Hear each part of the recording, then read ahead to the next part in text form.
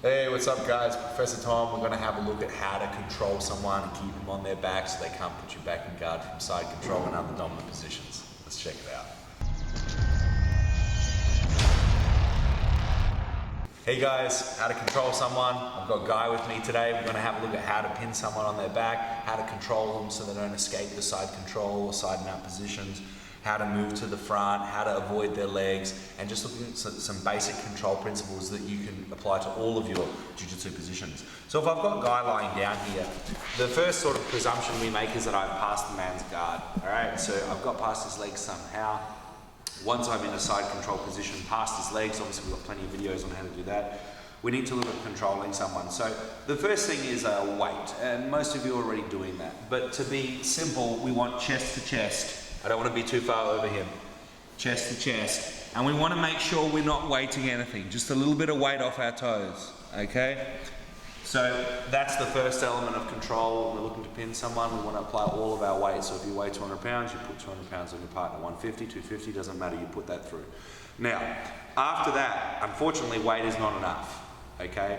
So we're going to need to put in, I like to have mutually opposing wedges. So the most simple setup for having wedges in your partner, when they start turning towards you, which is what you should start expecting, deep hand on the cross face. I go all the way to my bicep and shoulder touches his jaw, and then I go all the way around his back, and in the gi I can get a grip and make fists.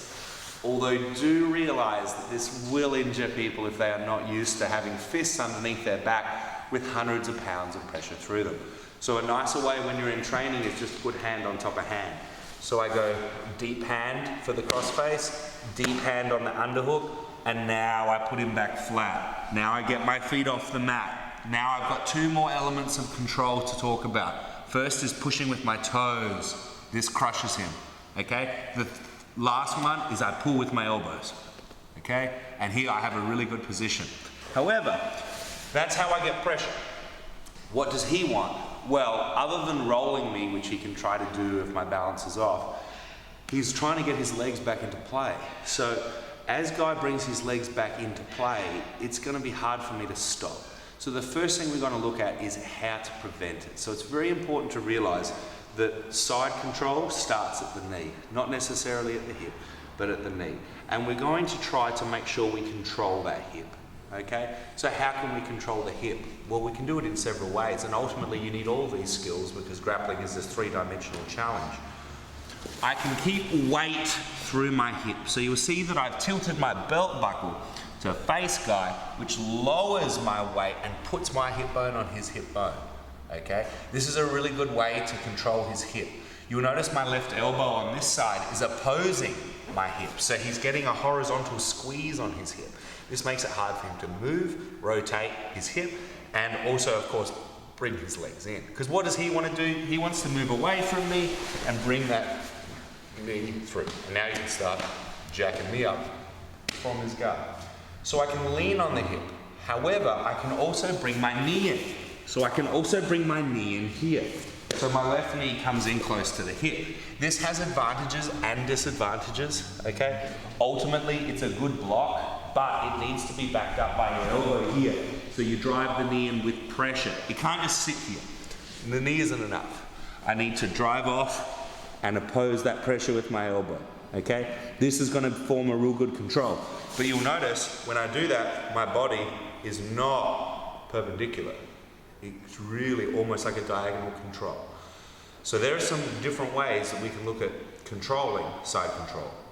And it's all about controlling the hip to prevent that knee coming in. But understand, the better job you do of immobilizing the upper body, even against a flexible partner, the better you'll do at controlling their hip. So to demonstrate this example, if I have a good underhook and a crossface, and I put all my weight through Guy and I say just escape to guard, he'll have a lot of hard trouble, even though I'm not touching his hip, okay? Now, if we pause here, let's have a look what's happened. We've gotten into what we would like to call like a snag and drag type scenario, where he's used his far leg and he's got hold of me here, a little bit similar to a quarter guard, okay? This is one of the big reasons we look for underhooks and crossfaces. So if Guy has me in that quarter guard, it's as simple as putting my right foot out and now getting my butt low and pushing my butt back into him. Don't try to kick your foot out, it's too weak. So again, if he gets one of my feet, I'm going to put my right foot out, pulling it on the mat, get my butt low, and now push my butt into him. And now I just come upstairs here. Okay, getting right away from his legs, and here I am in a good dominant control position, ready to start attacking. Okay, so we've looked at how to control, how to prevent that leg from coming in. If the leg comes in and grabs one of our legs, how we can extricate it. But then ultimately, sometimes you'll see the problem coming. When we see the problem coming, we can simply run away from it, okay? So, if I'm here with Guy, and I have these grips, these are good for control, but if I fear that knee might come in and I'm thinking, oh, this isn't looking good, we can manually block the hip with our hand. So watch what I do. Right arm over, so we're getting an overhook, and now left arm, back strokes, and comes into the hip. In the gi, you can control the pants, you can control the belt or the hip, or you can put your left hand just on the ground, so it works for no gi too. Okay, all good options. From this position, if Guy tries to get his legs in now, it's almost impossible, because I've got the post right there. Okay? However, if he was getting close, because I've got a post, I can hold him there while I run to the front. And now from front control, I'm very far away from his legs. So I can even try my luck on this side, okay? Notice again how I'm using my hand to block the hip. If he was threatening on this side, I would run to the front, okay? And now I can move around to the other side, okay? So ultimately, these are some basic principles of how to control side control and how to prevent people escaping. If they're threatening, we can run away or we can block the hip. You can fight the battle at the hip or fight the battle from the head and run away. But these are all important things. Remember guys, Jiu-Jitsu is the science and art of upper body control. That's really how I like to describe it to a lot of students. And so if you want to submit people, you need to control their upper bodies. So with these tips, hopefully you can control the upper body more. And the more you can control someone, the more they have to get out of shape to try to survive and escape. And that's what's going to give you your chokes, your arm bars, your submissions, your leg locks, everything else like that.